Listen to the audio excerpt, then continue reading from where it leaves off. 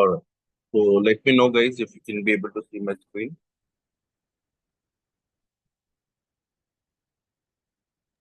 Yes, bro. It's clear. Fine. So as we are discussing in the last session about the protocol, so we were talking about these protocols, right? So we have discussed about the port numbers. So what are the different port numbers can be there, right? So 0 to 65,535 ports are there. In that, it will be divided with the most common port, registered port, as well as the dynamic. These are the three different areas where the ports are given. Yesterday Now, we did not have class, right? actually, yesterday we had a class, but it was just like, I started very late because of some issue, and then there was some, again, the technical problem happened during the class. It was, I believe, it's around 25 minutes to 30 minutes we had a discussion. So, Oh. okay. So yeah. So let's see that. Like, these are the protocols are there based on the services. Like FTP, Telnet, SSH, SMPT, DNS, DHCP, HTTP, POP3, Net, NTP, like network time protocol, Net BIOS time, like Net BIOS protocol. So they have a different functions. It depends upon the services we use. So if we talk about the FTP is the file transfer protocol, as we know, like it is used for transferring the files or the data over the network between the computers and servers, like FTP servers we have. So over the computer, if we are transferring any files between one server to another server, we might use the FTP. Now the questions come here, like FTP contains two protocols here, right?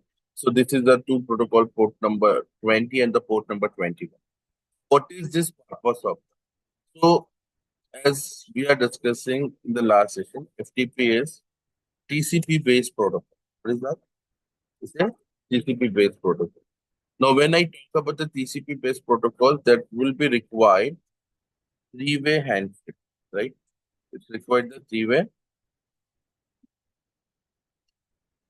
handshake when we are set up. Now, we have the port number as 21 and 20.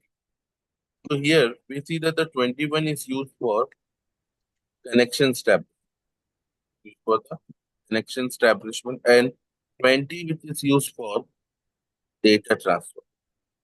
So whenever we are transferring the data, we are 20. So as per discussions, we have seen that as the last sessions we were discussing, suddenly there was a power cut happen. So let us continue from there. So we know that we were discussing about there is a client machine. This is my client machine and we have the server. So this is our server. So this server is FTP server, correct? So if I'll say this is an FTP server, what is the port number here, guys? Port number is 2021. 2021. 21 is used for the connection establishment, right? So here we can see the 21 is using for the connection establishment, and this is the client. So this is the client, and as you know, like the range which we have discussed about the client port number. It can be anything. Let me make it as something as 2421. I have taken that. Here, whenever the client want to communicate with the server, it sends one request. What is that? It contains the synchronized request because it is required a three-way handshake should be happening. 424212 to the 21 the request will go. Now the server will reply. What is that reply? Reply contains that the synchronize and acknowledge. Then finally we see that the client is going to reply back to the server message content as an acknowledge. So this is also happen similar way as we have seen for the HTTP or HTTPS. So whenever we are setting this connection, whenever we are establishing the connection, based on these protocol where it can be used. Let's take an example here. When I talk about the TCP based protocol, so I'm considering this is as my server. Let us say that.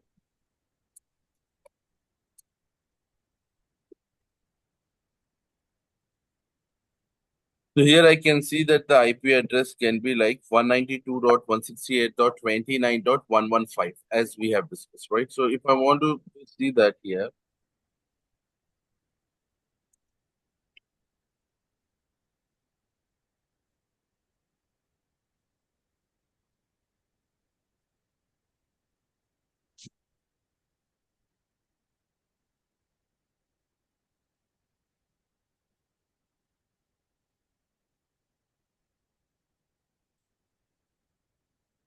so here I want to explain you something. How does it this happens and what are the information. So guys, are you able to see something here? There is a port number 21 TCP, 22 TCP, 23 TCP, 25 TCP, 53 TCP, 80 TCP, right? Are you able to see this, everyone? Yes. Yes. Now, what does it mean by that? It means that, whenever we are getting access to these protocols, these are the TCP based protocol. So here, what I'm doing it, I'm trying to connect to the FTP here. So when we are seeing the FTP, here the processes happen similar way here. Now, what is that process? Let's understand that. We'll see that here. This is my client. This is 192.168.29.113. So I'll consider this is as my client. So let me put this. This is as a client. Now the same, so we can see that this is my server here. Server is 115. So between these, the three-way handshake is happening, right? So we are going to capture this packet by initiating these three-way handshake to understand how this will take place here. Okay. So just give me 1 minute.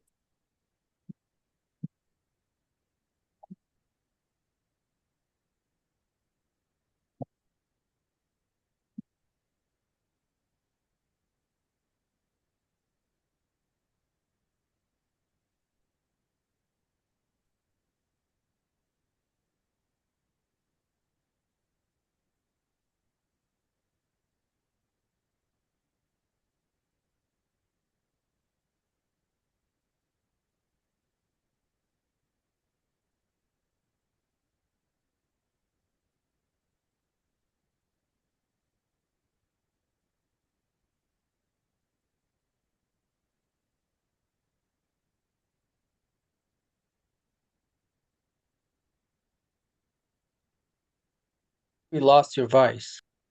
Yes. Wait a minute. Oh, Because okay. this is something I'm doing it, which is a little bit difficult, different. So possible. So here we have just given something. Like what is our intention is that if I'll see that all these transactions, right?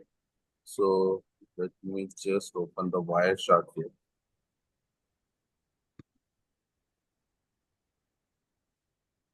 Here we're going for the ETS. So here all the packets are getting transferred here, right? So we can see that there are the different packets which are happening. Now over this, if we can see that that's if I click on the protocol hierarchy, here we have a normal transactions, right? The protocol. There is no FTP here yet, correct? Because we have not captured any packet of FTP here. Yes or no, everyone? Right? Are you able to see anywhere FTP here? No, because we have not Yeah. captured any packet. So what we are going to do it for that, I'm going to do this process here.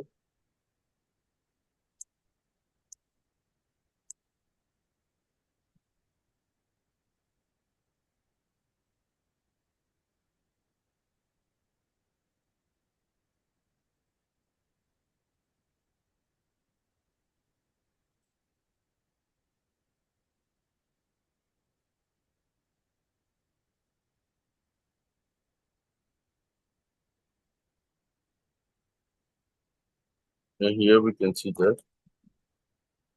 Yes. Now let me go to the Wireshark. I'll stop this packet capture. I'll go to the stats and go to the protocol hierarchy. Here I'm going to see there's lot of information now. The most important thing is that we are talking about the FTP. Are you able to see this, guys, everyone? File transfer protocol. Yeah. Yeah. So I'm going to select this one. Now, over this, what we are going to see the three-way handshake that happens on TCP. So we have taken this packet as TCP here. Now, let me trace out this packet.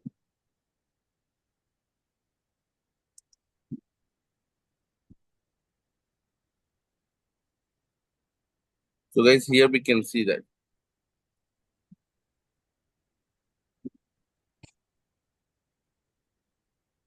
the client is, when we talk about it here, you can see that the client IP address is 192.168.29.113, right? This is our client. Client got the random port is 40999. Are you able to see this here, everyone? Right? Correct? Yeah, correct. 40,999 is a random port. Now, this is our server 192.168.29.115. The port number is 21. This is a TCP connection, which is sent the synchronized packet. Now, the server is going to reply back. The server is this one 192.168.29.115. The port number is 21, which is going to reply to the 192.168.29.133. The port number for this is 40999, and it sended the synchronize and acknowledge packet here. Now, finally, the client is going to send back as 192.168.29.11133 to the server. That is an acknowledge message. So overall, what we have seen that, let's understand this.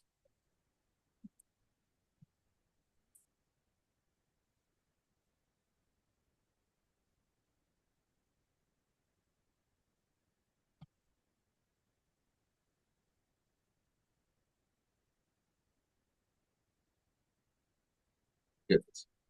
So this is the same process which we are talking about here. So if we see that this is what we have done, right? If you'll see that. So the client is 192.168.29.113. It's working on the random port. I was taken like 42421, right? It can be anything, right? So 40999 it is taken. That's why the computer. And this server is 192.168.29.115. The port number already we know that there's a 21. And here we have seen the synchronize, acknowledge, and acknowledge. You can see the synchronize, and acknowledge, and acknowledge. It means like whenever we are setting any type of connections based on the TCP based protocol, that is required the three-way handshake, as we have seen here. Correct? Is it clear, Yeah. everyone?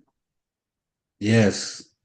Yeah. So this is how, like, the three-way handshake will there, and whenever the client and server are getting communicate, whenever we see that this is a TCP based protocol. So after this, what we have the next. So the next process we can see that a telnet. Now, what is the telnet actually? Why we use the telnet? The telnet is nothing but it's a it's a protocol which is designed to get an access to the remote systems, right? But what happens in the telnet? It's an open and it will send this data into the plain text. There is not any kind of privacy we have. Like all the user data, username, passwords, all those things can be exposed. That is the reason exposure to the attackers and some other person. So that's the reason the telnet will always be remitted to the organizations. So instead of telnet, we have the SSH, secure set, which are used for maintaining a data whenever we are using. It is also used for the remote access system, but it is used with an encryption form. So it's going to encrypt all the data, whatever we are sending it. So instead of telnet, the people have replaced the SSH. Then we have SMP, the simple mail transfer protocol. The simple mail transfer protocol is used for sending an email. So whenever we want to send an email, SMPT server will be involving to send an email. So that's works on the port number 25. And also, there's another port number called as a 587 here. So it is here we can see that it's used for the secure email, encrypted email. So 587 port number also can be used. When we are talking about the simple mail transfer protocol, it is going to initiate the connections with the sender email server to the recipient email server. Like, it is going to send that. Now, if I'll talk about the DNS, it's a domain name system, right? Domain name server also we can see that. It contains all the domain and their IP addresses. Example, if I'll say you that, in average, how many mobile numbers will have it, like, contacts in our phone? Around 500 to 2,000, right? An average, everyone will contain that.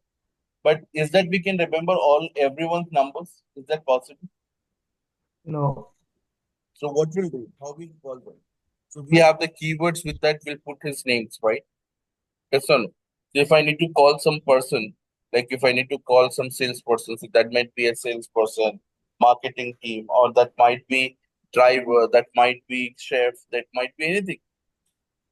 So whatever the people are there, where we are going to call them, right? So that's how it happens. So when I talk about the telnet, DNS, so the similar like it is contain the like we have for phone book, right? So when we can remember the names but not the numbers, the similar way, while we getting access to the website, I is that we remember the IP address or the domain name? Domain name. Domain name is the name you remember, right? It can be google.com, so facebook.com, youtube.com, amazon.com. So we can remember these domain names. We don't remember, like, it's not possible to remember IP address every time, right? Example, if you can see that,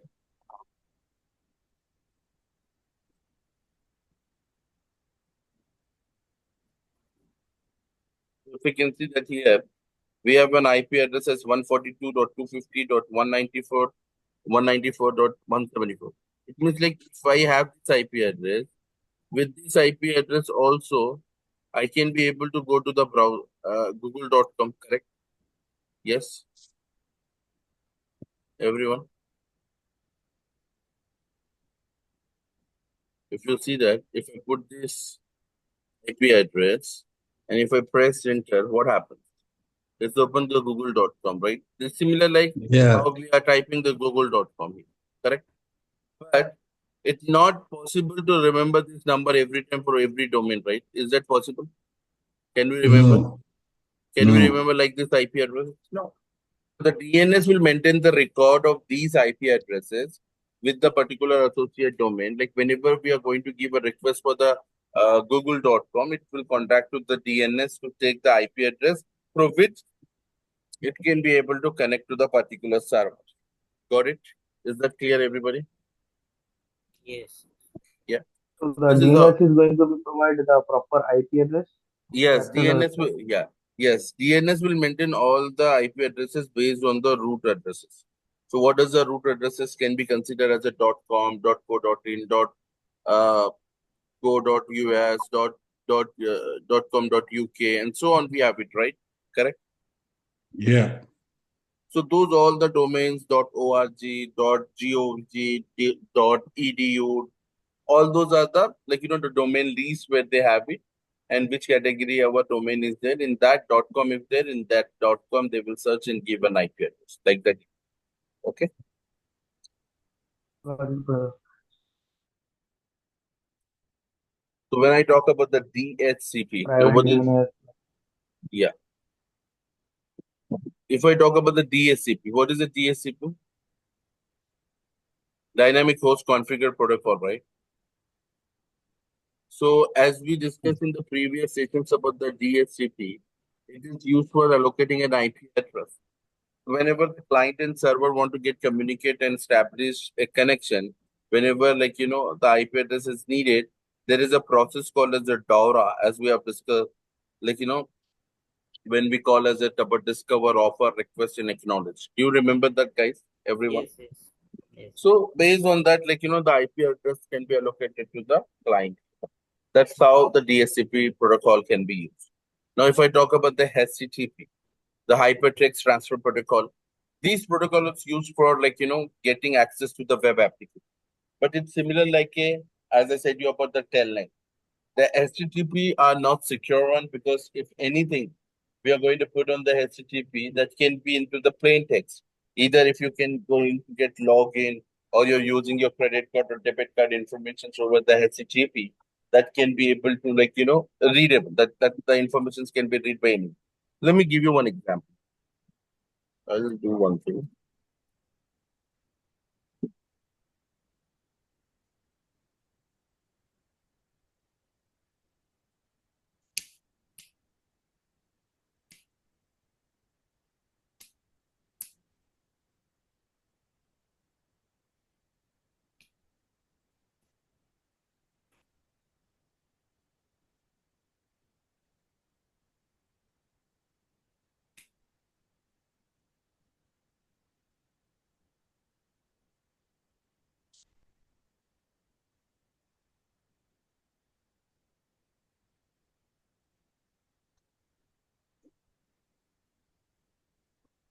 Okay.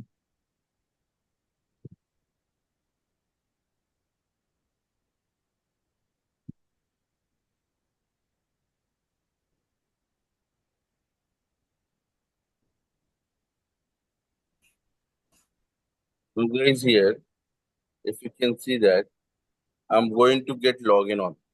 But before I get login on this, can you see that here something? What it says that? Not secure. Not secure, right? So if I click on this, the message says that your connection to this site is not secure, as you should not enter any sensitive information on this website, like example, the passwords or credit card information, because it can be stolen by an attacker. It's like this is the notifications to tell us that this is not secure website because the data, whatever it is getting inside, that is into the plain text.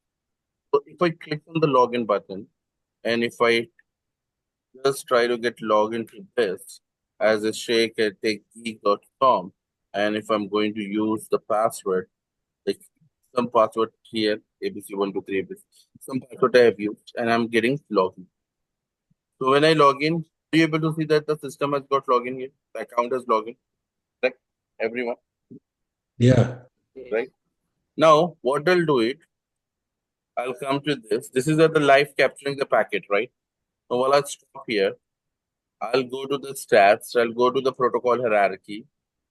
So once we open the protocol hierarchy, I was talking about the HTTP, right? The hypertext transfer protocol, correct? So here I'll click Yeah. on this and I'll select it. So while I'll select this, all the communications of HTTP I can be able to see. Now, when I see the all the communication that is happening on the port number 80, yes, is that clear, everybody? Yes, That's bro. happen on the port number 80, right? HTTP is the port number 80. Now here, we have a different type of methods here. So from this method, I'm going to see the post method. This is the post method. You see the login happens in this method here, right? Between my client to the server, that is double four dot like 44.228.229.3. Like this can be a server. If I want to see that the information over this, here if I can see that, are you able to see the username and password here? Is there into the plain So, text, right? Correct? yeah. So it's not secure now, but bro, Sorry? it is not secure. Then HTTP is not secure. Yes, yes. This is what I wanted to tell you that the HTTP is not secure because all the information, whatever it is passing, that's are into the plain text, right? So that is the plain text. So if you remember that in the last session, we have seen the three-way handshake with the HTTPS. But after the three-way handshake, we also seen that there is also the process of handshaking with the transport layer security, TLS. Yes, we have seen the TLS also, right? TLS version 2 something. 1.2, like the client says Yeah. hello, the server says hello for that, and they exchange some informations, right? Do you Yes, yes. remember that? For the ciphering suit, random number, which is used for all the encryptions process. what are the encryption algorithms they are using, how those setups can be happened in order to make this data into an encrypted. That's how it works. So the same thing, if we go ahead and see the process here within HTTP. So here we can see the HTTP access is not secure, right? So let me go to the one of the banking site or anything, Amazon or something.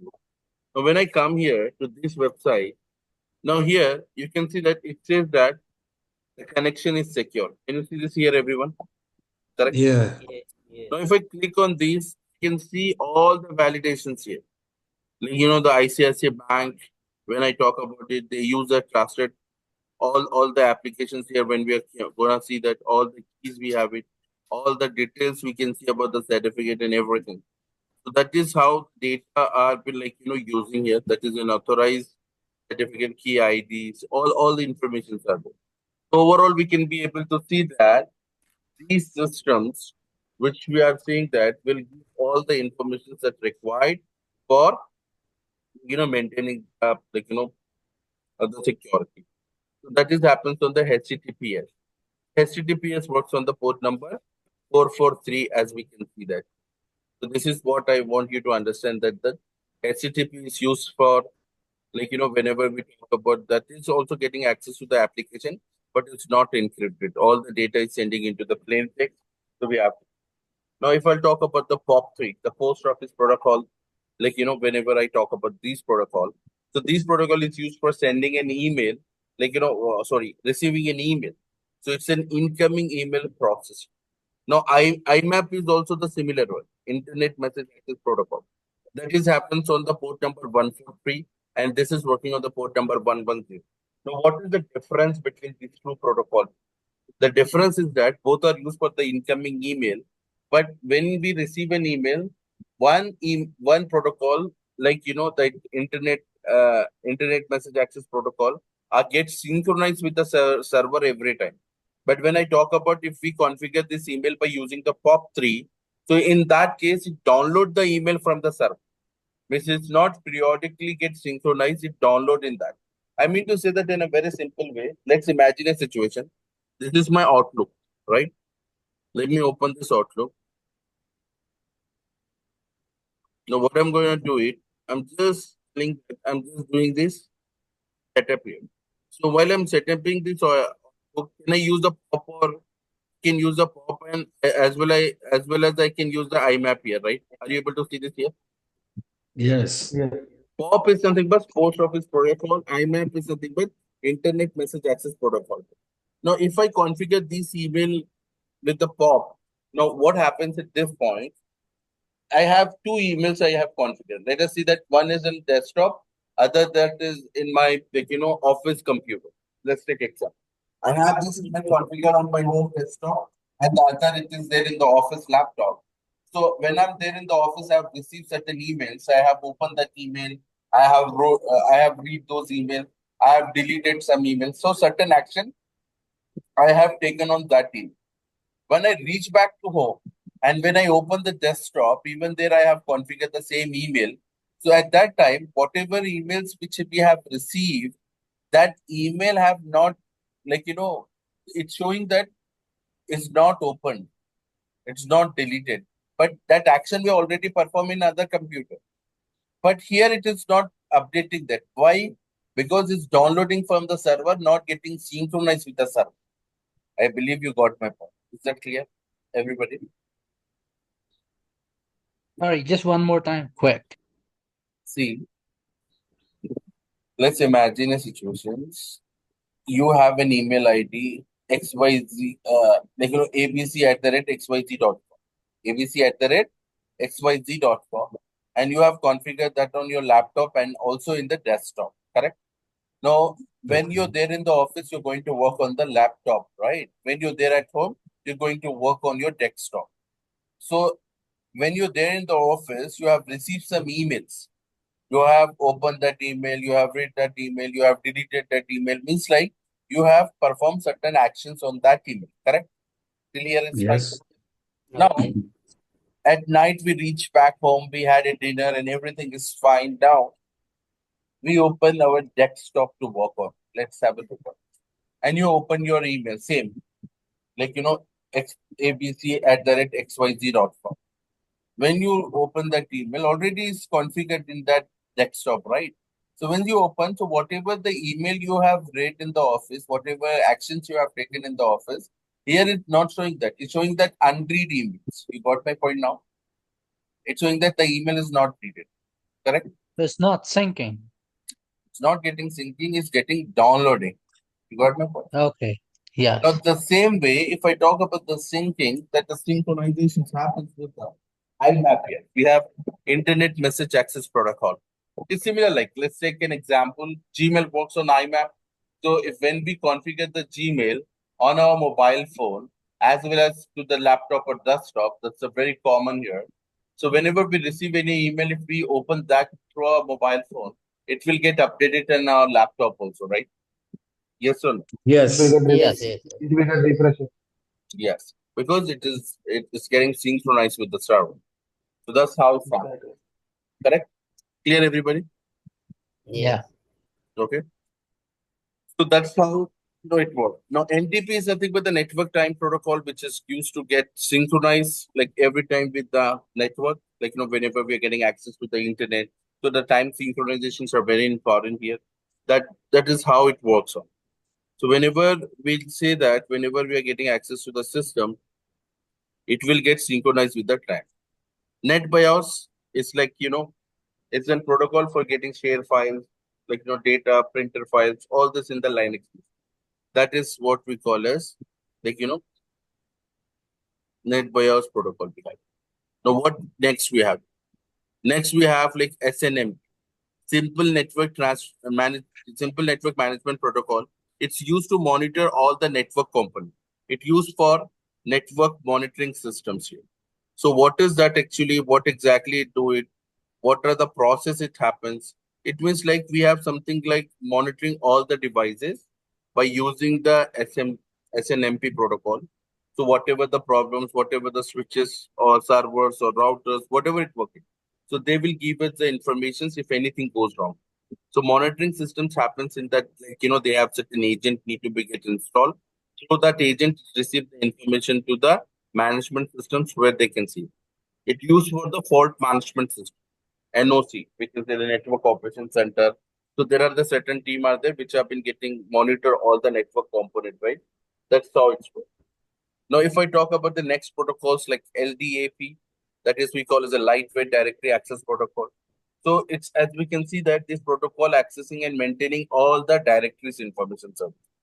Like whenever over the network we are getting access to the certain directories, right?